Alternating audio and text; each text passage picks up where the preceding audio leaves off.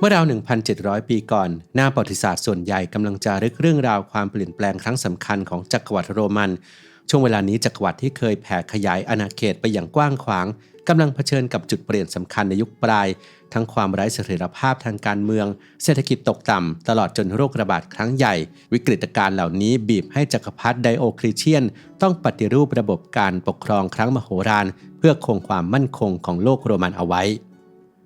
ทว่าในขณะที่ประวัติศาสตร์ส่วนใหญ่บันทึกยุทธศาสตร์ของผู้นำและการสงครามในอีกมุมหนึ่งอันห่างไกลณดินแดนชายขอบเยอรมันมีผู้คนที่กำลังใช้ชีวิตแบบวันต่อวันอย่างคนธรรมดาโดยการสร้างบ้านหลุมเพื่อหลบภัยหนาวกักตุนเมล็ดพืชเลี้ยงสัตว์และทอผ้าวิถีชีวิตคนธรรมดาเหล่านี้ช่วยเติมเต็มภาพรวมของประวัติศาสตร์โลกให้สมบูรณ์ยิ่งขึ้นคลิปนี้อับดุลฮิทูบจะพาทุกคนไปติดตามการค้นพบทางโบราณคดีครั้งสำคัญกับร่องรอยของชุมชนโบราณอายุ 1,700 ปีชุมชนลึกลับที่ไม่มีชื่อประชากรหรือภาษาที่ใช้ปรากฏอยู่ในเอกสารทางประวัติศาสตร์เล่มใดในโลกครับ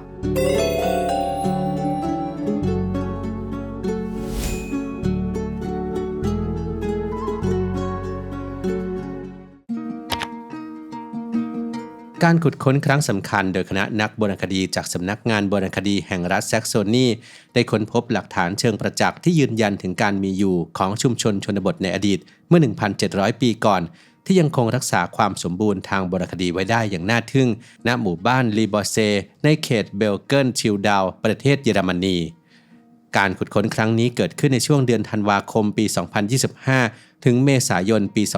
2026 ครอบคลุมพื้นที่ราว 3,200 ตารางเมตรซึ่งเป็นผืนดินที่เกือบจะถูกทำลายไปอย่างถาวรจากการดำเนินงานของเหมืองขุดกรวดในอีกไม่กี่วันข้างหน้า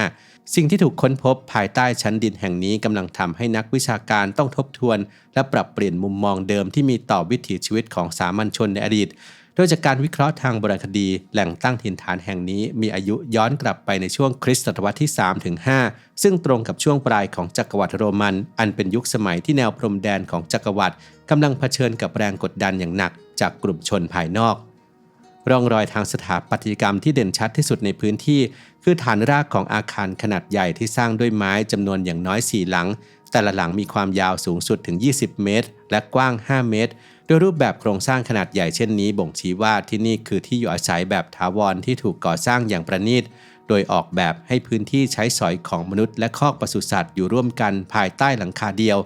การจัดการพื้นที่ในลักษณะนี้ถือเป็นภูมิปัญญาในการปรับตัวของประชากรแถบชนบทเนื่องจากในช่วงฤดูหนาวอันยาวนานและโหดร้ายของทางตอนเหนืออุณหภูมิจากร่างกายของฝูงสัตว์เช่นวัวและหมูจะทำหน้าที่เป็นแหล่งความร้อนตามธรรมชาติที่ช่วยสร้างความอบอุ่นให้แก่ผู้อยู่อาศัยภายในอาคารนอกจากเรือนหลังยาวแล้วนักโบราณคดียังพบร่องรอยของสิ่งก่อสร้างอีกประเภทหนึ่งคือกระท่อมใต้ดินโบราณที่สร้างขึ้นเหนือหลุมขุดตื้นๆรูปทรงสี่เหลี่ยมผืนผ้ามีพื้นที่ใช้สอยประมาณ 7-12 ตารางเมตรข้อมูลจากการศึกษาทางโบราณคดีระบุว่าสิ่งก่อสร้างขนาดเล็กประเภทนี้มักไม่ได้ถูกใช้เป็นที่พักอาศัยหลักแต่มีไว้สำหรับใช้งานเป็นโรงงานขนาดเล็กหรือคลังสำหรับกักตุนผลผลิตโดยสถาปัตยกรรมลักษณะนี้แพร่กระจายอยู่ทั่วไปในภูมิภาคยุโรปตอนเหนือช่วงคริสตศตวรรษที่ 5-12 ซึ่งในประเทศเยอรมนีจะเป็นที่รู้จักในชื่อเรียกเฉพาะทางโบราณคดีว่ากรูเบนฮอยเซอร์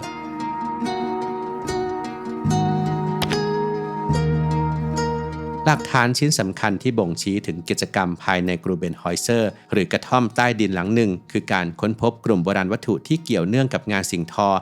นักโบราณคดีได้ขุดพบตุ้มน้ำหนักทอผ้าดินเผาในลักษณะแบนกลมจำนวน30ชิ้น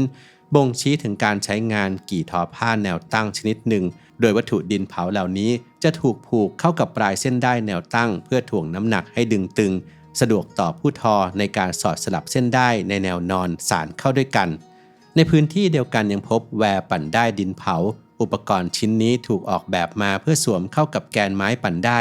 ทำหน้าที่เป็นลูกตุ้มเพื่อช่วยให้แกนหมุนในขณะที่ช่างทำการดึงเส้นใยจากขนสัตว์ดิบหรือปุยฝ้ายพร้อมบิดเกลียวให้เส้นใยเหล่านั้นควบแน่นกลายเป็นเส้นด้ายที่มีความเหนียวและทนทาน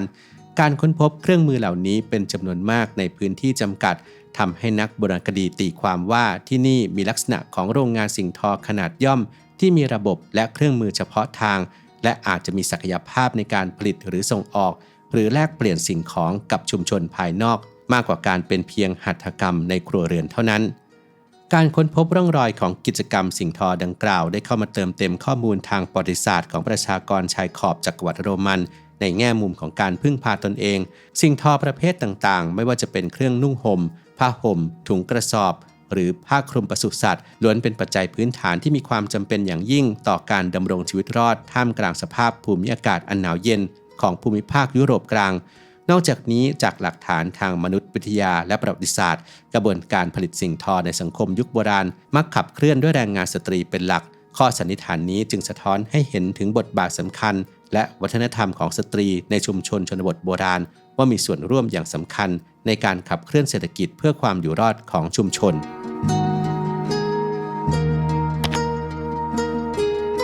ท่ามกลางกลุ่มเครื่องมือทอผ้าที่ทำจากดินเหนียวและหินหยาบๆนักโบราณคดีได้ค้นพบวัตถุชิ้นหนึ่งที่สร้างความประหลาดใจให้กับทีมสำรวจนั่นคือลูกปัดแก้วสีเข้มเม็ดใหญ่ที่มีลวดลายเส้นหยักสีอ่อนพาดผ่านผิววัตถุชิ้นนี้มีความประณีตงดงามและแสดงถึงฝีมือการผลิตที่มีมูลค่าสูงในยุคโบราณโดยทั่วไปแล้วลูกปัดแก้วประเภทนี้มักพบในหลุมศพของสตรีชนชั้นสูงช่วงคริสตศตวรรษที่ 4 และ 5 ดังนั้นการมีอยู่ของมันจึงมีความผิดที่ผิดทางในสายตานักโบราณคดีเพราะวัตถุที่สื่อถึงความหรูหราหรือสถานะกลับมาอยู่ในพื้นที่ของแรงงานและการผลิตคณะนักวิจัยตั้งข้อสันนิษฐานว่าลูกปัดแก้วล้ำค่าเม็ดนี้อาจได้รับการปรับเปลี่ยนประโยชน์ใช้สอยโดยนำมาประยุกต์ใช้เป็นแวร์ปั่นได้ถ่วงน้ำหนักแกนไม้ซึ่งการหาคำตอบที่แน่ชัดยังไม่สามารถทำได้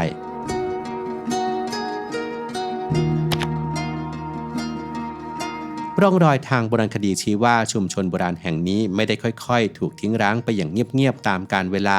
แต่อาจจะเคยเผชิญกับหายนะไฟไหม้ครั้งใหญ่จากการพบเศษเมล็ดธัญพืชไม่เกรียมและเศษดินเหนียวปะผนังแปรสภาพเป็นสีแดงกระจายอยู่เป็นวงกว้างทั่วบริเวณซึ่งเป็นหลักฐานชิ้นเอกของเหตุเพลิงไหม้ที่รุนแรงมากพอจะทิ้งร่องรอยความเสียหายเอาไว้ให้เห็นแม้จะผ่านวันเวลามานานกว่า 1,700 ปีแล้วก็ตาม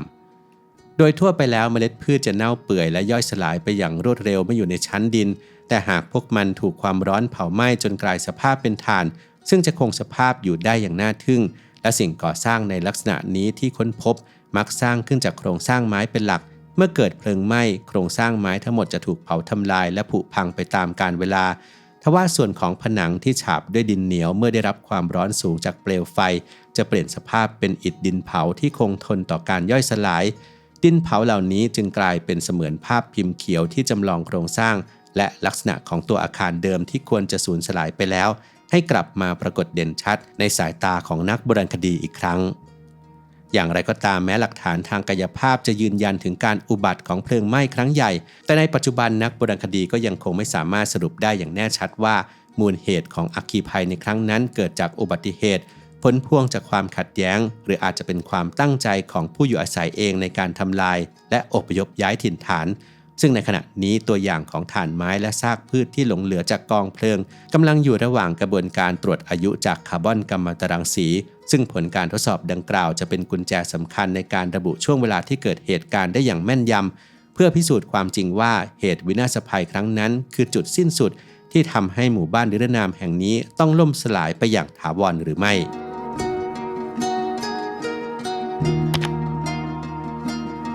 การค้นพบหมู่บ้านโบราณแห่งนี้ได้เปิดเผยวิถีชีวิตของผู้คนในชุมชนชนบทของช่วงคริสตศตวรรษที่ 3-5 ท่ามกลางสถานการณ์การเมืองที่ซับซ้อนดินแดนแห่งนี้ตั้งอยู่บนพื้นที่ชายขอบของโลกโรมันที่อยู่อาศัยของชนเผ่าต่างๆที่โรมันเรียกรวมๆว่าชนเผ่าเจอร์แมนิกซึ่งไม่มีรัฐบาลกลางดูแลทว่าคณะนักวิจัยคาดการณ์ว่าชุมชนแห่งนี้น่าจะได้รับผลกระทบและการส่งผ่านจากวัฒนธรรมจากจักรวรรดิโรมันไม่ว่าจะเป็นการผ่านเส้นทางการค้าการแลกเปลี่ยนสิ่งของเทคโนโลยีข่าวสารหรือแม้กระทั่งการเคลื่อนย้ายของประชากรตามแนวชายแดนสิ่งสำคัญและมีคุณค่าที่สุดจากการขุดค้นในครั้งนี้คือการได้เปิดเผยเรื่องราวที่เหนือไปจากมิติของอำนาจทางการเมืองกลุ่มคนผู้มีอิทธิพลหรือศาสนสถานขนาดใหญ่หากแต่เป็นเรื่องราวของการประคับประคองชีวิตให้คงอยู่กิจวัตรประจำวันที่ดำเนินไปอย่างธรรมดาสามัญด้วยการสร้างบ้านเรือนขึ้นจากวัสดุธรรมชาติอย่างไม้และดินปั่นขนสัตว์เพื่อถักทอเป็นเครื่องนุ่งห่มกักตุนเมล็ดธัญพืชไว้ประทังชีพ และนำสัตว์เลี้ยงเข้ามานอนร่วมชายคาเพื่อแบ่งปันความอบอุ่นในยามฤดูหนาวสิ่งเหล่านี้คือนัยยะสำคัญทางประวัติศาสตร์ที่ไม่อาจมองข้ามได้ในฐานะกระบอกเสียงของคนไร้นามผู้ขับเคลื่อนโลกอยู่เบื้องหลังวิถีชีวิตและทักษะฝีมือของผู้คนในอดีตเหล่านี้เองคือฟันเฟืองที่แท้จริงที่คอยขับเคลื่อนชุมชนเล็กๆให้เติบโตและหล่อหลอมรากฐานอันแข็งแกร่งให้แก่สังคมมนุษย์ทั่วโลกได้มีเอกลักษณ์เฉพาะตัวมาจนถึงปัจจุบันส่วนผสม CBD ใน Immunity Gummies มีกลไกช่วยลดการอักเสบและไม่ถูกจัดเป็นยาเสพติดครับทำให้ผู้บริโภคนั้นไร้ความกังวลเกี่ยวกับผลข้างเคียงโดยผลิตภัณฑ์นี้ช่วยเสริมการฟื้นตัวของร่างกายหลังจากทำงานหนักออกกำลังกายหรือในช่วงที่พักผ่อนน้อยได้เป็นอย่างดีโดยผู้ใช้ที่ไปคอนเสิร์ตหรือว่าออกกำลังกายหนักกลับมาแล้วรับประทานอย่างต่อเนื่องจะรู้สึกว่าร่างกายไม่อ่อนเพลียและไม่เจ็บป่วยง่ายเหมือนเคยครับแล้วทุกคนคิดว่า CBD นั้นมีประโยชน์ในด้านอื่นๆอีกอย่างไรลองคอมเมนต์มาคุยกันได้ครับ